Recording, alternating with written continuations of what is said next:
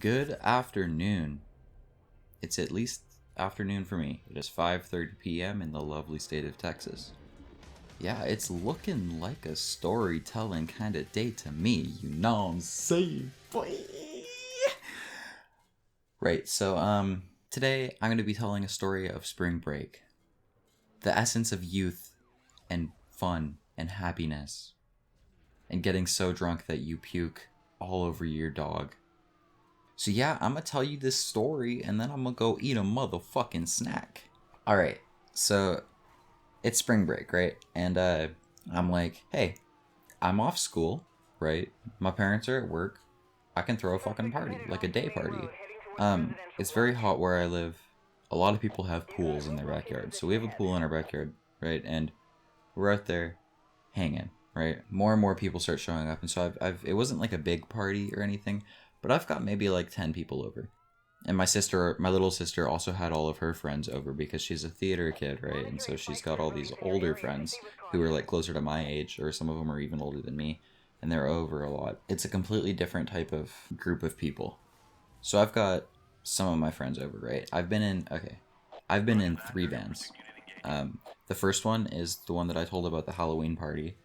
That was with T-Bone, he's my best friend, and then there was two other chicks in that band, and a bunch of shit went down that I don't really want to talk about, and I don't associate myself with either of them anymore. But me and T-Bone are still friends, good friends.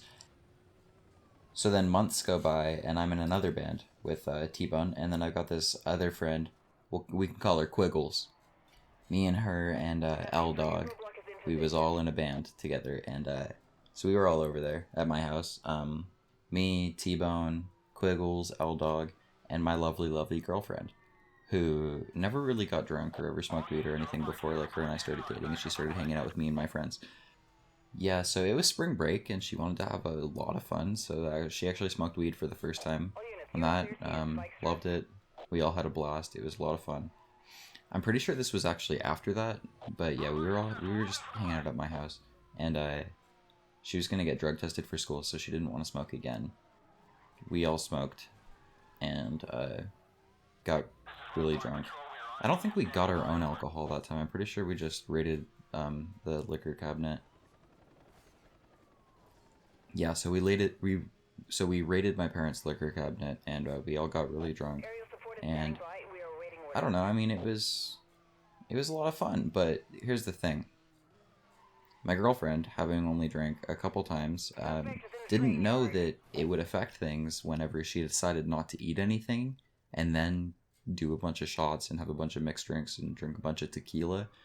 So, yeah, she hadn't really eaten anything all day, and then she got fucked up, like, beyond repair, and it was really, really bad.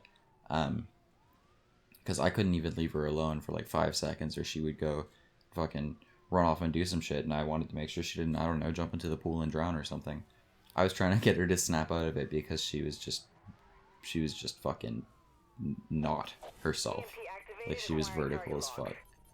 Shout out to T-Bone, vertical. Yeah, so she was fucked up, and so we were sitting in the entrance to my pool, and I was kind of just like splashing water on her and stuff, trying to get her to come back, and it was not working. My little sister's friends started showing up, and they were like showing up, and it was weird because my girlfriend, her ex-boyfriend, was one of those guys that my sister would hang out with all the time. So my girlfriend's ex-boyfriend's best friend showed up, and I had talked to him on the phone earlier, and I was like, listen, don't let this guy, which would be my girlfriend's ex, come here because it's just going to cause problems, and I'm going to have to kick him out, and I don't I don't want to do that, so just don't bring him. And he's like, alright, dude, whatever. And so that guy shows up, and it's fine, and my girlfriend runs up to him and gives him a hug and everything, and he's like, wow, she is drunk. And I was like, I know. And so more of her friends started showing up, my sister's friends. Me and my friends, and my girlfriend, we kind of went over to the other side of the yard where we have speakers so we could listen to our music and everything. And and the hot tub is over there, so we were just sitting over there, in the cold hot tub because it wasn't warm enough, or it wasn't cold enough outside to turn it on. And so we're all sitting over there in the hot tub, and then friend Quiggles, she pulled out cigarettes, and then we were over there sitting over there. We were smoking some cigarettes, you know, sharing a couple stogs. She brought up the point that that all of my little sister's friends must think that we're so like all like so bad because we're all like drunk and shit, and we're just like over here like partying. And then she was like, I wonder what they're thinking now that we pulled out cigarettes.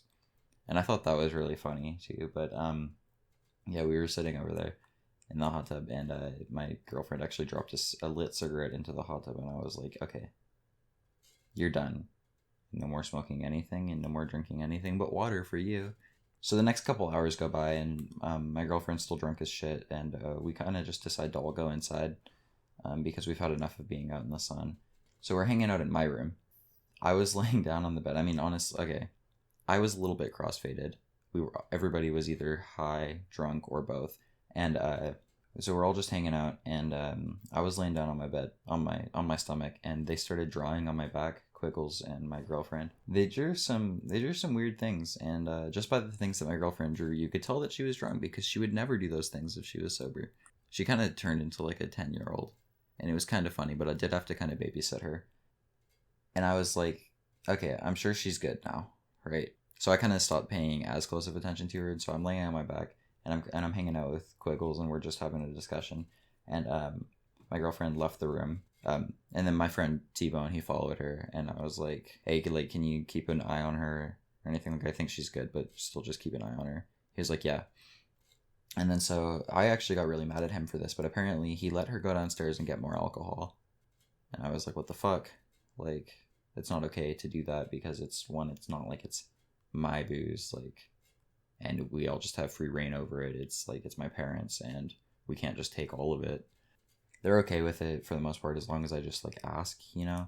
But I don't know. I mean, I didn't this time, obviously. But so a few months prior, my girlfriend's ex, who I was talking about, he had this journal, and there was a bunch of weird ass creepy shit written down in it, and like we read it, and because she found it, and I don't know, but we read through it, and there's just some fucked up shit in there, like about her, and then about like other girls, and so she started calling it his bitch journal, and since he was here in the house, he was in him and my sister and her other friends were all hanging out in my sister's room. And so I guess my girlfriend, whenever she left, she went over there and started yelling all of this weird shit at him because she was drunk and didn't know what she was doing, but apparently she was like, hey, I found your bitch journal, and then she was telling everybody about how he's got like a hairy ass and just like a whole bunch of stupid shit. And I was like, god damn it, like I'm never getting you drunk again. She's learned to control herself a little bit better. I don't know. That was one of the first times that she like actually got like drunk, and she hadn't eaten anything that day. And I guess you could just say that she learned from it. So at least there's that. So yeah, my name's Jay. I'm your host. This is Lifeline. Coming over to the commentary section of today, we are going to be talking about Black Lives Matter. Okay. So my honest opinion on this, before I start dicking around, is that I think this whole Black Lives Matter, Gay Lives Matter, all this shit, I think it's fucking stupid, honestly, because for the most part, like within reason, everybody's got like equal rights except for the fact that women get paid less. But I mean, I don't give a fuck about that. Here's why I think like Black Lives Matter and people who bitch about it are stupid. Just like straight up fucking stupid. Like, if you're gonna be one of those people who goes around and bitches about Black Lives Matter and all that bullshit, in my mind, you have brain damage. And in my mind, I associate you on the level of like IQs. You're around the level of my fucking schnauzer, and my schnauzer is a fucking idiot. Okay. His nickname is Dextard. Okay, I call that dog Dextard. It's a true story. He's my schnauzer. He's an asshole though. But yeah, so I think it's fucking ridiculous because like people will go out and they'll fucking pull a gun, right? Pull a fucking gun out, point it at somebody, a fucking police officer, right? And then bitch about it. whenever that person gets shot. Like, the color of that person's skin does not matter. The bottom line is they pulled a fucking gun on a cop.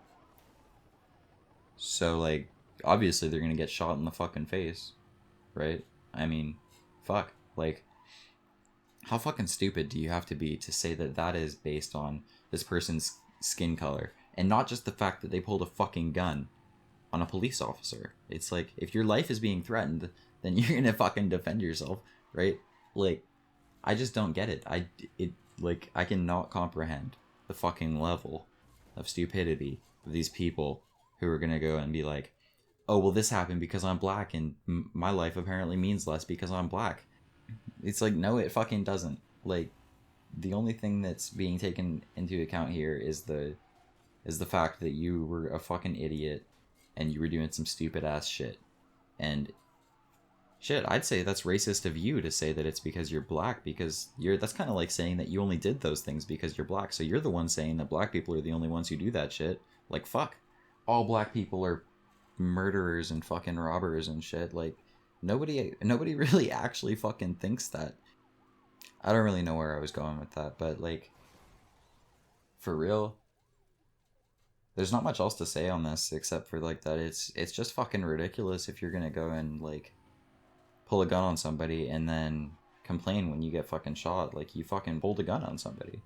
And I mean, there's not really much else to say without going in circles here. So yeah, that's my stance on Black Lives Matter. I think if you're gonna complain about Black Lives Matter, Gay Lives Matter, fucking Polish Lives Matter, Native American Lives Matter, fucking musician lives matter, football player lives matter, I think you should just go fucking kill yourself, because to me, your lives don't matter. If you're gonna be bitching about that shit, fuck. Peace. Oh yeah, thanks for watching. Bye. Look at that ass.